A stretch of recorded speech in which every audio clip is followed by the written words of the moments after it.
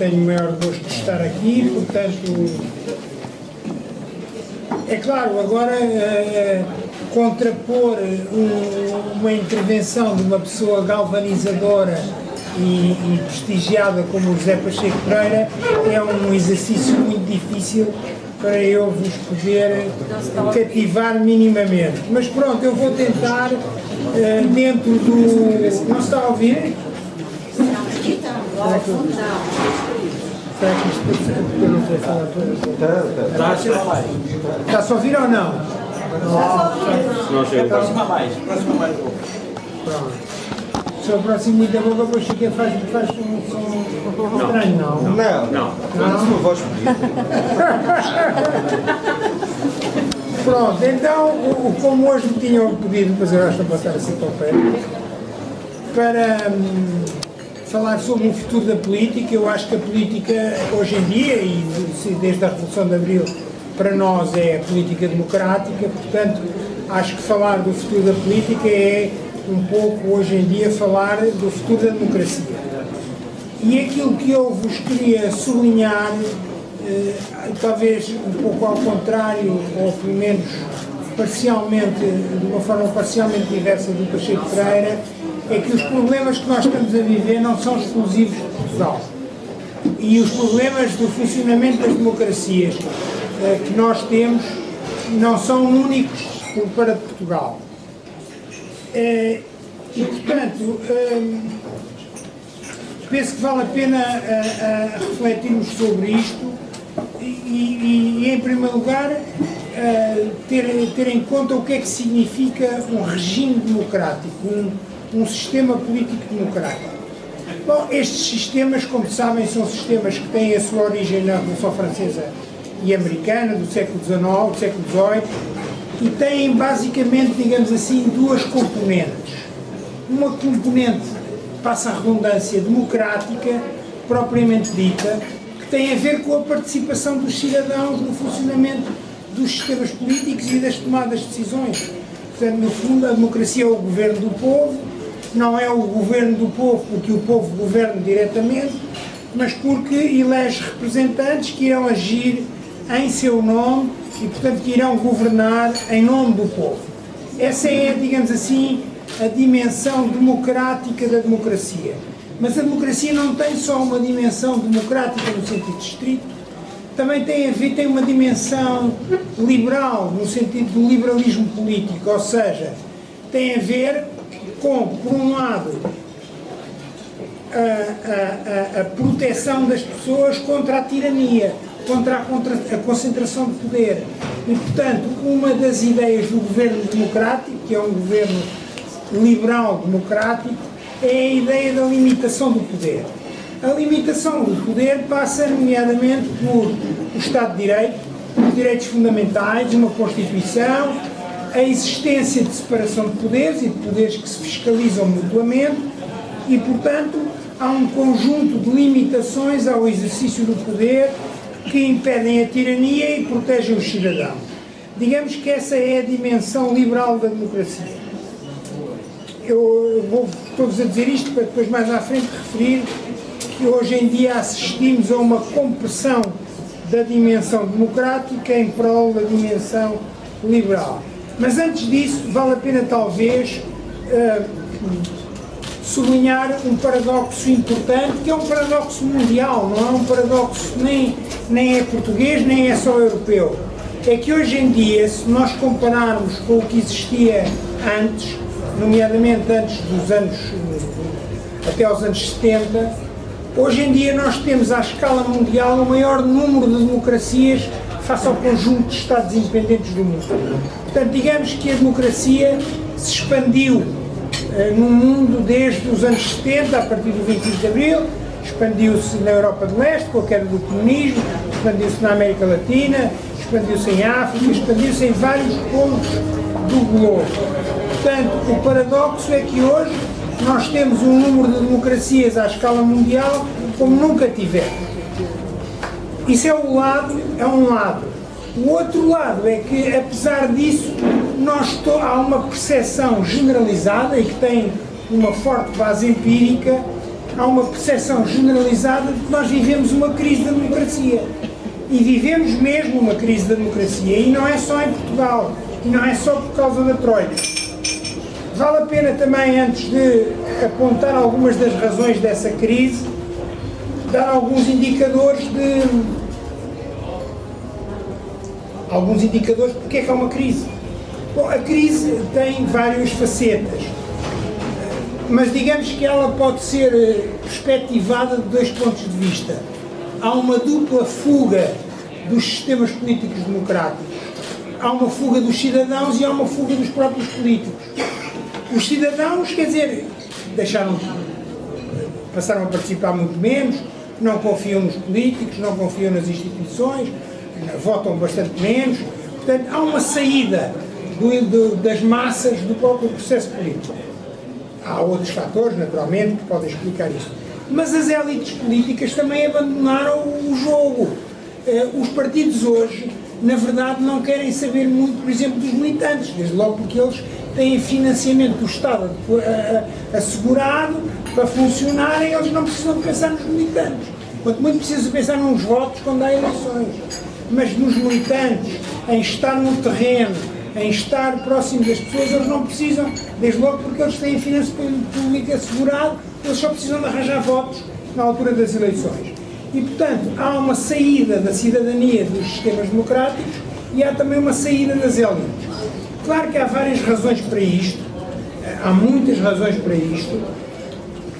Uma delas é que as sociedades hoje são cada vez mais diversas, diferenciadas, fragmentadas e, portanto, é difícil representar tanta diversidade, isso é uma razão forte. Depois há um certo triunfo das ideias neoliberais que leva a um predomínio da economia sobre a política e isso há a ideia que passa, quer dizer, naturalmente é uma ideia bastante discutível, não é isso que interessa, é a ideia de que há soluções técnicas acima da política, acima da ideologia e, portanto, a economia produz, ou o pensamento económico produz soluções ótimas, independentemente de interesses particulares, de políticos ou coisa que o valha, e tudo isso, portanto, contribui para uma certa desideologização e desvalorização da política. Depois há uma limitação, e isso tem atinge o paroxismo na construção da União Europeia, há uma limitação do espaço de competição política. Hoje em dia há uma série de políticas que na Europa democrática do pós-guerra eram normais, como por exemplo os Estados terem uma política industrial, poderem apoiar determinadas empresas ou determinados setores com incentivos fiscais ou com subsídios para estimular determinados setores da economia. Foi assim que os países capitalistas centrais desenvolveram várias indústrias. Hoje isso é proibido na Europa. Hoje na Europa não se pode ajudar empresas, não se pode fazer incentivos fiscais para determinados setores, não se pode dar subsídios às empresas. Portanto, as políticas industriais estão limitadas. Mas não é só as políticas industriais que estão limitadas, é a própria forma de alocação dos recursos públicos e do nível de gastos públicos ou de consumo público e de endividamento, e tudo isso está a limitar o espaço de competição e no fundo, a limitar as opções dos cidadãos e a capacidade dos partidos de oferecerem soluções diferenciadas. Ora, para haver democracia e para haver escolhas dos cidadãos é preciso que haja alternativas diferentes, porque se não há variação, não há escolha, tem que haver alternativas para haver escolha. E, portanto, esta compressão do leque das escolhas que a própria construção europeia está a gerar é uma compressão sobre a própria democracia. Depois, naturalmente, há as questões ligadas à globalização, que mais uma vez também se ligam à própria europeização e que são elas próprias uma construção política. Entre elas, releva naturalmente a questão da liberdade dos movimentos de capitais. Os movimentos de capitais destruíram a capacidade dos Estados de terem alguma autonomia e de, no fundo, terem uma política social e fiscal autónoma, porque, no fundo, é assim, se é o que estavam a dizer, porque realmente a cabeleireira, se não pagar, fica toda a gente muito zangada, porque ela não paga os impostos. Mas se o Sr. Soares dos Santos for para a Holanda, acham natural, porque a Holanda está um regime de liberdade fiscal. Portanto, o problema das liberdades dos movimentos de capitais é que está a minar a autonomia democrática dos Estados e a capacidade deles terem um Estado social, impostos, etc. Portanto, e está a gerar aquilo que se chama a corrida para o fundo. Claro, na Europa há ainda um elemento adicional, que é como a Europa podia ser. Eu sou um europeísta e, portanto, acredito que a Europa podia ser um instrumento de domesticação da globalização, mas tal como ela existe, com uma enorme variação de carga fiscal entre os países, com países com flat rate, com taxa mínima, ou a irlandesa, e países com taxas elevadas, países com alta proteção social e países com baixa proteção social, instaurou-se uma corrida logo por aí, sobretudo porque os Estados não podem também mexer muito nos gastos, porque têm uma banda muito estreita. E, portanto, há um problema democrático que também resulta da globalização e da própria Constituição Europeia. Sobre a Constituição Europeia vale a pena dizer que ela tem vários elementos que não são democráticos. Vocês sabem como é que é o governo dos países democráticos. O governo dos países democráticos resulta do voto popular. De duas uma. Ou temos um sistema presidencial em que o governo, que é o presidente, é diretamente eleito pelo povo, a americana. Portanto, os americanos elegem o parlamento e elegem o presidente, separadamente. O presidente é o governo e os secretários de Estado são os seus ministros. Esse é o governo democrático no regime presidencial.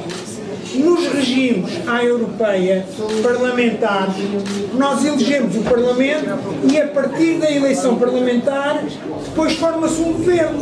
E se o governo não tiver a confiança do Parlamento, cai, é substituído a eleições novas, whatever. Então, qual é o governo da Europa? É a Comissão Europeia. E a Comissão Europeia é eleita por alguém. Não é eleita por ninguém. Ou por outra, é eleita, mas não é eleita popularmente. A Comissão Europeia, como vocês sabem, é nomeada pelo Conselho Europeu, que é um órgão onde estão representados os governos da União Europeia. Não são os Estados, porque os Estados não são só o governo, são o governo e a oposição. No Conselho Europeu só estão representados os governos. Ao contrário, o equivalente americano do Conselho poderia ser o Senado americano, mas no Senado americano estão representados os Estados, porque cada Estado tem 2 senadores. Aqui só temos um representante do governo, com X votos.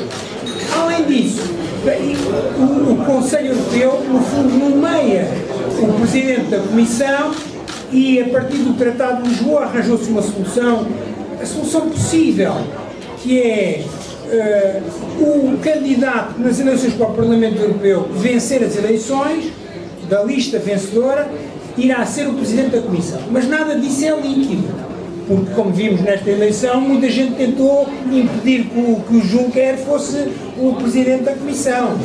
Porque quem der júri, quem tem o poder é o Conselho. E depois o Parlamento pode, quanto muito, votar. Portanto, nós temos um sistema político em que o Governo não depende da vontade popular. E isto é uma anomalia grave. E, portanto, por isso é que as pessoas não votam na eleição para o Parlamento Europeu. O que é que sai dali? Não sai nada. Quer dizer, saem os deputados para o Parlamento Europeu, quer dizer, que é uma coisa que tem importância. Agora estou a caricaturar, não é? Tem uma importância relativa. Mas o locus do poder é a Comissão. E esse não depende do voto popular, depende do voto do Conselho. Portanto, se nós quisermos mudar o status quo, temos que mudar isto. Devemos mudar isto. É claro, há várias outras coisas. Outro problema das democracias atuais, que atinge o paroxismo na União Europeia, é o crescimento do número e do poder das autoridades não eleitas. Ou seja, nós temos desde logo o Banco Central Europeu, não é eleito por ninguém, aquilo é um conjunto de técnicos. Supostamente, a ideia é de que aquela gente quer dizer, estão acima da política. São indivíduos muito tecnicamente informados e não estão contaminados pela política. Lá está, é a ideia da porca da política. Nós temos que afastar esses malandros dos políticos, que são os eleitores, no fundo, porque os políticos são os eleitores. Os políticos são numa democracia, naturalmente. Mas então criam-se aqueles senhores que são os técnicos, que estão supostamente acima da política e que nos vão governar muito bem. Como veem, aquilo não é nada não ideológico e não nos governam nada muito bem. Mas quem diz isto diz uma série de outras entidades que não são eleitas e que limitam o poder das entidades eleitas. Vocês reparem que o Banco Central Europeu pode decidir se financia ou não o Banco Central grego e, no fundo, pode fazer ou não entrar a Grécia em default. Isto é um poder enorme. Mas quem diz isto também podemos dizer que isto não é só europeu, mas também é europeu. O papel da Troika, que são um conjunto de burocratas que ninguém elegeu, não têm mandato popular. É verdade que a Troika é um conjunto de técnicos e os governos europeus, se fossem decentes, deviam rejeitar falar com aquela gente, porque deviam ser políticos, no máximo eram políticos dos outros países, que davam a cara. Uma democracia é isso, mas não, nós temos pessoas que representam o povo, que são os governos, e depois temos uns técnicos que representam não se sabe bem quem, quer dizer, aquilo é uma coisa obscura e que, porventura, mandam nos outros. Portanto, isto é um problema da democracia. Vou terminar com alguns cenários para o futuro, porque eu, apesar de tudo, acho que é possível mudar o status quo ou não, também podemos agravá-lo. Manter o status quo é manter o que temos hoje, em traços largos, assim, em termos gerais, é a desvalorização do voto popular e das autoridades eleitas no funcionamento dos sistemas políticos. Esse é o traço do que temos hoje. E por isso é que hoje, alguns já chamaram isto a impotência democrática. Nós elegemos governos e queremos mudar de políticas, mas depois alguém nos diz que não, vocês podem mudar o governo, mas política é que não mudam. Têm que cumprir isto e têm que falar com aqueles senhores que também não são eleitos. E, portanto, isto há aqui um problema. E alguém já descreveu isto com... Há quem acha que isto é um bom modelo. É um modelo que chamaram de triangulação com autoridades eleitas, que estão ao mesmo nível de autoridades não eleitas e organizações cívicas, empresariais ou da sociedade civil, que também não têm mandato popular, é um bocadinho isto, e que todas elas contribuem para o policy making, para a feitura das políticas. Claro que isto desideologiza a política, desvaloriza as eleições e os representantes políticos e, portanto, é o chamado modelo da governança. Este modelo também pode ter em termos substantivos, pode ter uma derivação que é, as pessoas podem se habituar a isto, quer os cidadãos, quer os políticos, e ajustam as expectativas ao mínimo. Por exemplo, os políticos passaram a competir, não propondo soluções alternativas de governo, mas em termos de quem é que é mais ou menos competente. Eu sou mais competente que tu és mais competente que eu, e ganhará o mais competente, porque alternativas não é possível, porque isto está formatado.